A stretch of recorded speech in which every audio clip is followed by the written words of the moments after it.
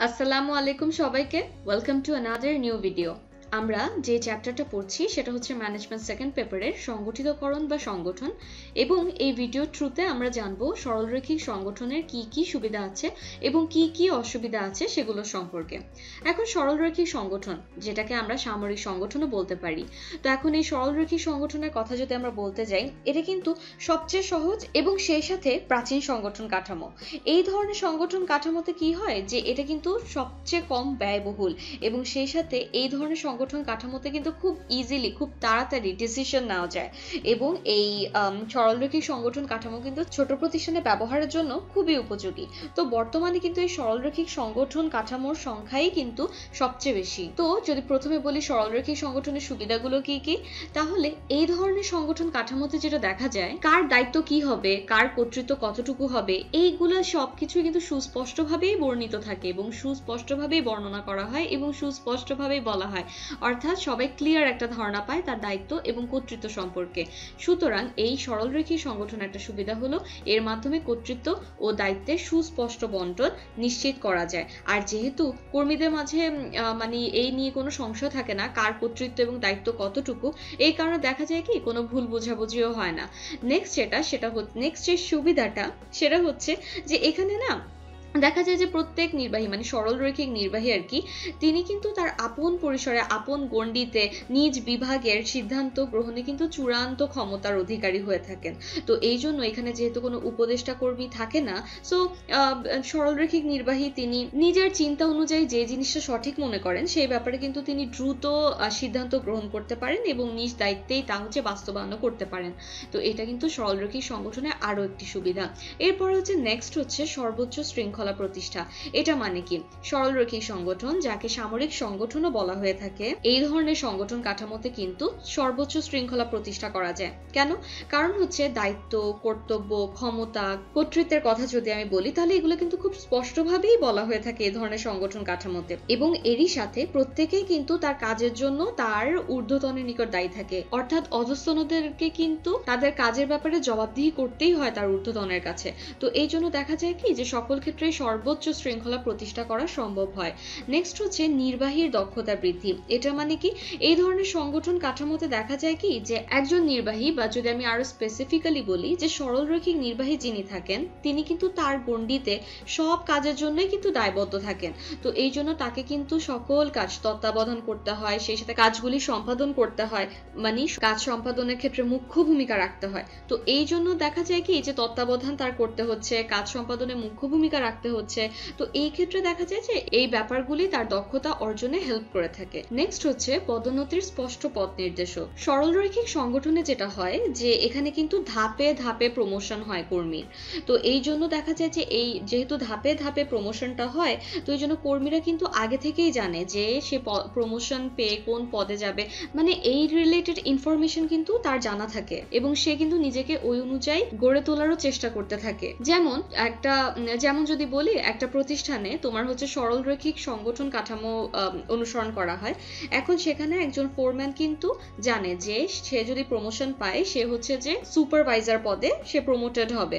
তাহলে এই জিনিসটা কিন্তু এই যে সে এটা জানে, তো এভাবে কিন্তু সে নিজেকে গড়তে পারে। তো এটাই কিন্তু এই ধরনের সংগঠনের হচ্ছে সাধারণ নিয়ম। তাহলে পদোন্নতির স্পষ্ট পথ নির্দেশক, এটাও হচ্ছে সরলরৈখিক সংগঠনের আরো একটা সুবিধা। আরেকটা যেটা সুবিধা পড়বো সেটা হচ্ছে স্থায়ী ও শক্তিশালী সংগঠন। এটা মানে কি, এই ধরনের সংগঠন কাঠামোতে কিন্তু কে কার ঊর্ধ্বতন, কে কার অধস্তন, এই জিনিসটা কিন্তু ইজিলি বোঝা যায়, এবং প্রত্যেকের দায়িত্ব এবং কর্তৃত্ব কতটুকু সেই জিনিস সম্পর্কেও কিন্তু তাদের একটা ক্লিয়ার আইডিয়া থাকে। তো এর ফলে কি হয় যে তোমার ঊর্ধ্বতনের সাথে অধস্তনের যে কমিউনিকেশনটা, যে যোগাযোগটা, এই জিনিসটা থাকে খুবই ডাইরেক্ট এবং সেই সাথে খুবই ইজি, মানে প্রত্যক্ষ ও সহজভাবেই হচ্ছে যে যোগাযোগটা সম্পাদিত হয়, এবং এর ফলে দেখা যায় যে দ্বৈত অধীনতা এবং সাংগঠনিক জটিলতাও থাকে না এই ধরনের সরলরৈখিক সংগঠন কাঠামোতে আর কি। তো এই জন্য দেখা যায় যে বিভিন্ন জিনিস মিলায় এটা দেখা যায় যে এই ধরনের সংগঠন কাঠামো যথেষ্ট মজবুত এবং শক্তিশালী সংগঠন হিসেবে কিন্তু গড়ে ওঠে। তো এই তো গেল সরলরৈখিক সংগঠনের সুবিধা সমূহ। অন দি আদার হ্যান্ড সরলরৈখিক সংগঠনের কিন্তু বেশ কিছু অসুবিধাও আছে। তাহলে কি কি সে অসুবিধাগুলো এখন আমরা জানবো। এর আগে বলে রাখি, সরলরৈখিক সংগঠন কাঠামো কিন্তু ছোট প্রতিষ্ঠানগুলোতে অনেক বেশি ব্যবহৃত হয়। হয়, কিন্তু এরপরও বেশ কিছু সমস্যা আছে, বেশ কিছু অসুবিধা আছে, এবং এর ফলে কিন্তু দেখা যায় যে সরলরৈখিক সংগঠন কাঠামোটা তোমার বৃহদায়তন যে প্রতিষ্ঠানগুলো সেগুলোতে কিন্তু অনুসরণ করা যায় না। তাহলে সরলরৈখিক সংগঠন অসুবিধাগুলো কি কি? প্রথমেই আসি বিশেষায়নের অভাব সেটাতে। এটা হচ্ছে এই যে সরলরৈখিক সংগঠন কাঠামো, এখানে কিন্তু একজন নির্বাহীকে তার বিভাগের বা তার গণ্ডির কথা যদি বলি, তার গণ্ডির মধ্যে যত কাজ আছে সব কাজই কিন্তু করতে হয়। এর ফলে কিন্তু দেখা যায় কি যে সব কাজ কিন্তু সমান দক্ষতার সাথে করা তার পক্ষে পসিবল হয় না। তো আলটিমেটলি কোনো কাজে এক বিশেষজ্ঞতা বা বিশেষায়নের রীতিও কিন্তু তখন আর কার্যকর করা যায় না। কোনো একটা নির্দিষ্ট কাজে যে নির্বাহী দক্ষ হয়ে উঠবে এই বিষয়টাও কিন্তু তখন অনুপস্থিত থাকে। তাহলে বিশেষায়নের অভাব কিন্তু সরলরৈখিক সংগঠনের একটা অসুবিধা।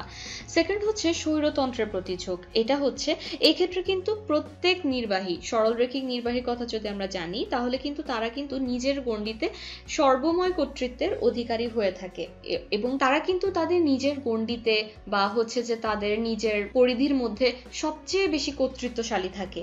তো এর ফলে দেখা যায় কি যে এরকমও ক্ষমতা বা কর্তৃত্ব তাদের কিন্তু আছে যে অধস্তন যদি ঠিকমতো কাজ না করে তাহলে কিন্তু ঊর্ধ্বতন তাকে শাস্তিও দেওয়ার অধিকার রাখে। ঠিক আছে, অর্থাৎ তার ক্ষমতা এবং কর্তৃত্ব কিন্তু তার ওই গণ্ডিতে বা তার ওই পরিধির মধ্যে বা তার বিভাগের মধ্যে কিন্তু সবচেয়ে বেশি থাকে ক্ষমতা ও কর্তৃত্ব। তো যেহেতু হচ্ছে নির্বাহী সর্বময় কর্তৃত্ব অধিকারী থাকে তার নিজের গণ্ডিতে, এবং সেই সাথে অধস্তনদেরকে শাস্তি দেওয়ার সেই পাওয়ারটাও তার মধ্যে থাকে, অর্থাৎ সে অধস্তনদের দণ্ডমুণ্ডের কর্তাও বিবেচিত হন। তো এই কারণে কিন্তু দেখা যায় যে স্বৈরতন্ত্রের প্রতি একটা ঝোঁক কিন্তু এই ধরনের সংগঠন কাঠামোতে দেখাই যায়। সো এরকমও হয় যে একদল তোষামোদকারী সৃষ্টি হওয়া কিন্তু এই ক্ষেত্রে খুবই স্বাভাবিক হয়ে দাঁড়ায়। তো সরলরৈখিক সংগঠন কাঠামোর কিন্তু এটা আরো একটা অসুবিধা। নেক্সট হচ্ছে নির্বাহীর কার্যভার বৃদ্ধি। এখানে হয় কি যে সরলরৈখিক সংগঠন কাঠামোতে কিন্তু যে নির্বাহীগণ থাকেন, অর্থাৎ সরলরৈখিক নির্বাহী যারা থাকেন, যারা সংখ্যায় অল্প থাকে, তো তাদেরকে কিন্তু তাদের সব কাজ করতে হয় নিজেদের গণ্ডিতে আর কি, এবং তার জন্য কিন্তু ঊর্ধ্বতন নিকট দায়ীও থাকতে হয়। সো সবসময় দেখা যায় যে নির্বাহীগণ কিন্তু তোমার অতিরিক্ত কাজের চাপের মধ্যে থাকে, আর এর ফলে কিন্তু ইফেক্টিভ আউটপুট বা হচ্ছে যে তোমার কাজের ভালো ফল পাওয়াও কিন্তু মাঝে মধ্যে দেখা যায় যে বাধাগ্রস্ত হয়ে থাকে। নেক্সট যেই অসুবিধাটা সেটা হচ্ছে নির্বাহীর অনুপস্থিতিতে ক্ষতি। এটা হচ্ছে এই ধরনের সংগঠন কাঠামোতে তোমার হচ্ছে যে বিভাগীয় নির্বাহীকে সহযোগিতা করার কেউই থাকে না, বা তার অনুপস্থিতিতে কেউ কাজগুলো করে দিবে এরকম কোনো উপদেষ্টা কর্মী বা হচ্ছে সহযোগী কেউ থাকে না কিন্তু। তো এর ফলে দেখা যায় কি কোনো কারণে ধরো হচ্ছে নির্বাহী যদি অসুস্থ হয়ে পড়ে বা যদি কোনো কারণে অনুপস্থিত থাকে, তখন কিন্তু ওই বিভাগ বা প্রতিষ্ঠানের কাজকেও কিন্তু তখন দেখা যায় যে তার এই অনুপস্থিতি কিন্তু বিশেষভাবে ক্ষতিগ্রস্ত করে। সো নির্বাহীর অনুপস্থিতিতে ক্ষতি, এটাও কিন্তু সরলরৈখিক সংগঠনের আরো একটা অসুবিধা। নেক্সট হচ্ছে সমন্বয় সমস্যা।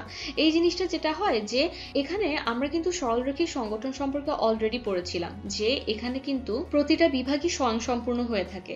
সো এটাতে কি হয় যে যেহেতু প্রত্যেকটা বিভাগ স্বয়ংসম্পূর্ণ থাকে, তো এই জন্য কিন্তু সাধারণ বা মহাব্যবস্থাপকের মাধ্যমেই কিন্তু তোমার কাজের সমন্বয়টা বিধান করতে হয়, যা অনেক ক্ষেত্রে দেখা যায় যে অনেক বেশি টাইম কনজিউমিং বা হচ্ছে যে সময় সাপেক্ষ এবং সেই সাথে অনেক জটিলও হয়ে দাঁড়ায়। আর দেখা যায় যে প্রত্যেকটা বিভাগই কিন্তু স্বয়ংসম্পূর্ণ এবং সেই সাথে স্বাধীন। তো এই জন্য দেখা যায় কি সকল বিভাগের পারস্পরিক সম্পর্ক এবং সেই সাথে তাদের মধ্যে যে সমঝোতা সৃষ্টি, এই জিনিসটাও কিন্তু সম্ভব হয় না নিশ্চিত করা। সো সমন্বয়ও কিন্তু সমস্যা হয় এই ধরনের সংগঠন কাঠামোতে।